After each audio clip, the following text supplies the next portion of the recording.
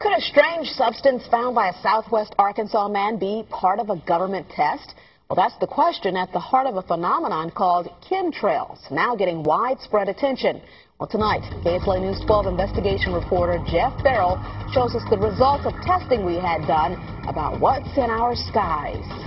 It seemed like some mornings it was just crisscrossing the whole sky. It was just like a giant checkerboard. Bill Nichols snapped several photos of the strange clouds from his home in Stamps, Arkansas. They begin as normal contrails from a jet engine, but do not fade away like a normal contrail. Soon after, he saw particles in the air. You know, because we'd see it drop to the ground in a haze. Nichols then noticed the material collecting on the ground. This is water and stuff that I collected in bowls. I had it set out in my backyard on my dad's pickup truck. KSLA News 12 had the sample tested at a lab. The results? A high level of barium, 6.8 parts per million, more than 3 times the toxic level set by the EPA. Armed with these lab results about the high levels of barium found in our sample, we decided to contact the Louisiana Department of Environmental Quality. They told us that, yes, these levels are very unusual, but at the same time, they added the caveat that proving the source is a whole nother matter.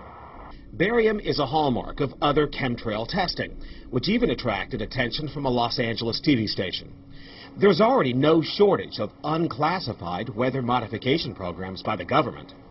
But those who fear chemtrails could be secret biological or chemical testing on the public point to the 1977 Senate hearings in particular, which confirmed 239 populated areas had been contaminated with biological agents between 1949 and 1969. Later, the 1994 Rockefeller Report concluded hundreds of thousands of military personnel were also subjected to secret biological experiments over the last 60 years. But could secret testing be underway yet again?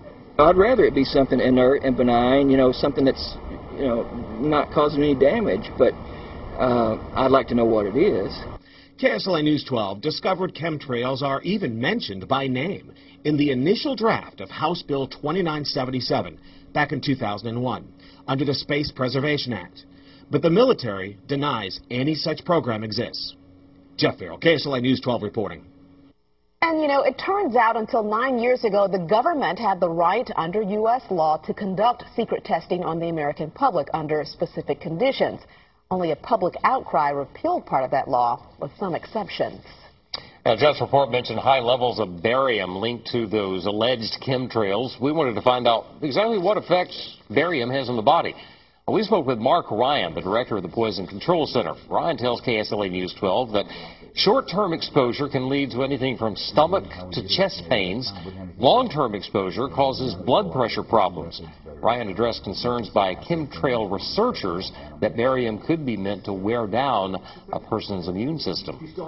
Anything that causes ill effects in the body long-term chronically is going to affect your ability because it's constantly working on the body. So from that aspect, yeah, that's a potential.